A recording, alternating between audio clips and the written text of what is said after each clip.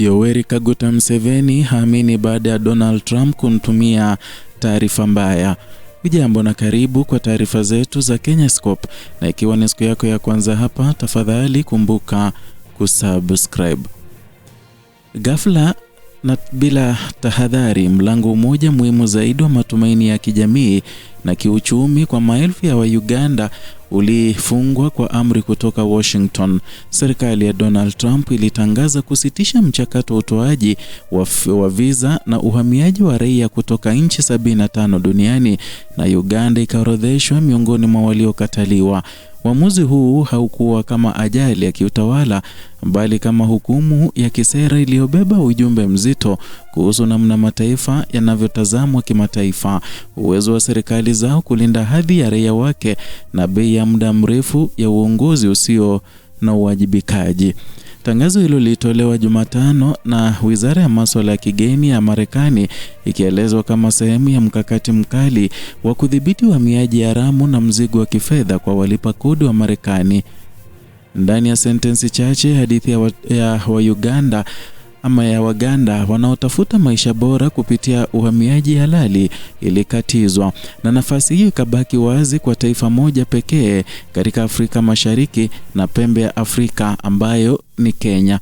Tofauti hii haikuwa ya bahati mbaya, ilikuwa ni ishara ya mizani ya uaminifu wa kimataifa na matokeo ya diplomasia inayopimwa kwa vitendo, si kauli. Kwa mujibu wa maelezo ya wizara hiyo, kusitishwa kwa visa na ama za uhamiaji kunalenga kufanya mapitio ya kina ya sera na miongozo ili kuhakikisha viwango vya juu vya uchunguzi wa kiusalama. Hata hivyo, barua ya ndani ya wizara iliyonukuliwa na Reuters ilifichua sababu nzito zaidi, ambao ni wasiwasi kuwa raia kutoka nchi zilizoathirika wamekuwa wakitegemea misaada ya kijamii mara wanapofika Marekani. Kauli hii iliweka muhuri wa tuhuma nzito juu ya mifumo ya kijamii na kiuchumi ya mataifa hayo, ikiwemo Tanzania, na kuibua swali la kwa nini nchi nzima ionekane kama hatari ya mzigo wa umma. Barua hiyo ilieleza kuwa waombaji kutoka nchi hizo wako katika hatari kubwa ya kuwa mzigo kwa serikali za mitaa, majimbo na shirikisho. Huu si mjadala wa kiufundi wa uhamiaji pekee, bali ni hukumu ya kisera kuhusu uwezo wa serikali za mataifa hayo kujenga mifumo inayowaandaa raia wao kuwa washindani wanaojitegemea na wanaoheshimika kimataifa.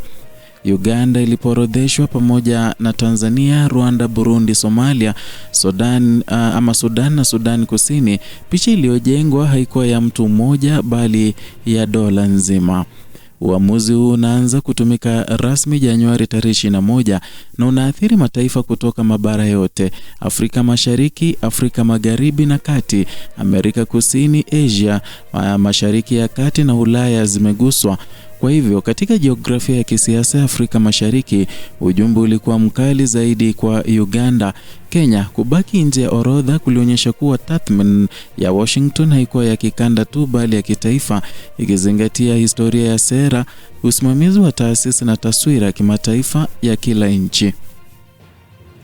Serikali ya Marekani ilijitahidi kufafanua kuwa visa za wageni na utalii hazitaathiriwa, hasa kwa kuzingatia maandalizi ya matukio makubwa ya michezo kama Kombe la Dunia la FIFA la mwaka 2026 na michezo ya Olimpiki ya mwaka 2028.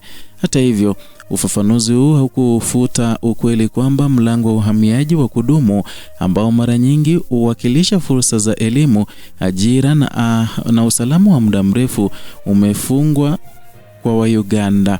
Ndoto zimeachwa zikiwa hewani bila majibu kutoka kwa uongozi wa ndani. Ndani ya maelezo ya wizara, msitizo uliwekwa juu ya agizo la Novemba linalowataka mabalozi kuhakikisha muombaji wa visa ana uwezo wa kujitegemea kifedha. Hapa ndipo mjadala unaporejea pale Kampala.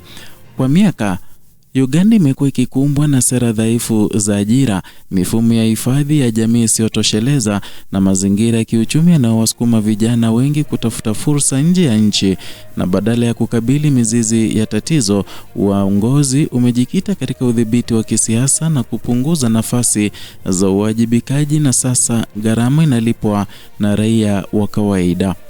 Hatua ya Washington inatarajiwa kuibua mjadala mpana wa kidiplomasia, na mataifa yaliyoathirika yanatazamiwa kutathmini athari za kiuchumi na kijamii kwa raia wote. Kwa Uganda, mjadala huu hauwezi kuwa wa kiufundi tu, unaguza historia ya mahusiano ya kimataifa, namna serikali ilivyoshughulikia haki za binadamu, utawala wa sheria na taswira ya nchi katika macho ya wafadhili wa washirika wa maendeleo. Katika miaka ya karibuni, Uganda imekuwa ikikosolewa kwa kubana nafasi ya kiraia, kudhibiti vyombo vya habari na kupunguza uwazi wa kisiasa, mambo ambayo kwa pamoja hujenga picha hasi ya uaminifu wa taasisi. Katika Afrika Mashariki, tofauti kati ya Kenya na Uganda katika uamuzi huu inapaswa kusomwa kama onyo. Diplomasia haishi kwenye hotuba za kimataifa pekee, bali katika sera za ndani zinazojenga au kubomoa imani. Serikali inaposhindwa kuunda mazingira ya kiuchumi yanayowezesha raia wake kujitegemea, dunia ya nje huona hatari badala ya fursa. Marekani, katika mantiki yake ya ndani ya kisiasa na kiuchumi, imechagua kujilinda, na mzigo wa uamuzi huo umeangukia kwa Watanzania wanaotafuta njia halali ya kuboresha maisha yao.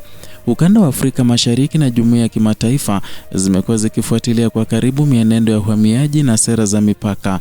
Mashirika ya haki za binadamu na wadau wa maendeleo wamekuwa wakisisitiza umuhimu wa kushughulikia sababu za uhamiaji na si dalili zake. Hata hivyo, bila mabadiliko ya ndani, shinikizo la nje huongezeka, na Uganda inapojikuta kwenye orodha ya marufuku, si tu kwa sababu ya maamuzi ya Washington, bali pia kwa sababu ya mapungufu ya muda mrefu ya uongozi wa ndani. Kimya cha serikali ya Uganda katika hatua za awali za mjadala huu kinazua maswali mazito ya uwajibikaji. Raia wanabaki wakitafuta majibu, wakati viongozi wanakwepa maelezo ya kina kuhusu kwa nini nchi imewekwa katika kundi linalochukuliwa kuwa hatari ya kifedha. Na huu ni wakati ambao unahitaji uwazi, tathmini ya sera na mazungumzo ya kweli kuhusu mustakabali wa vijana na wataalamu wa Uganda. Mwisho wa simulizi hili hauko Washington bali nyumbani. Marufuku ya visa ni dalili, si chanzo, na chanzo kiko katika mifumo ya utawala inayoshindwa kuzalisha fursa, kulinda haki na kujenga heshima ya kitaifa. Na Uganda inapokubali kimya, inaridhia taswira ya raia wake kama mzigo badala ya rasilimali.